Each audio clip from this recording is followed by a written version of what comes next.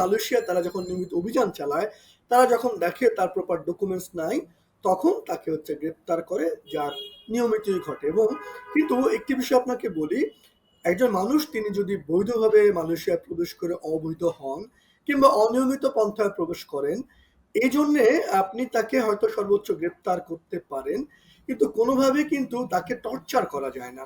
কিন্তু মালয়েশিয়া যেটা করে, ডিপোর্টেশন সেন্টারগুলোতে অনেক বাংলাদেশে আমরা পেয়েছি যাদেরকে টর্চার করে, ভয়াবহ টর্চার। তার মধ্যে সবচেয়ে ভয়াবহ টর্চারটার নাম হচ্ছে রতান। রতান মানে হচ্ছে বেত মারে। মানে আপনাকে কোনোভাবেই ইমিগ্রেশন কোনো ল ভঙ্গের জন্য রতান মারা যায় না, কিন্তু আমি অনেক বাংলাদেশি পেয়েছি যাদেরকে এই যে রতান বা বেত মারে, একটা রতান মারার পর তার যে পেছনে মারে, ওই মানুষটা আজীবনের জন্য পঙ্গু হয়ে যায়, তার শরীরে পচনের মতন হয়ে যায়, তার অনেক অক্ষম ভাবে শারীরিকভাবে হয়ে যায়। এমনকি 2015 সালে আপনাদের মনে থাকার কথা, মালয়েশিয়ার যে গণকবর পাওয়া যায় থাই মালয়েশিয়ার সীমান্ত অনেক বাংলাদেশির, সেই সময় এই যে সমুদ্র পথ দ্বারা গিয়েছে মালয়েশিয়ার কুয়ালালামপুর এয়ারপোর্টে, পরপর দুদিন আমি ছবি তুলেছি যে বাংলাদেশিদের হাতে শেকল পরিয়ে এয়ারপোর্টে গরু ছাগল যেভাবে টেনে নিয়ে যায়, ঠিক সেইভাবে টেনে নিয়ে যাচ্ছে।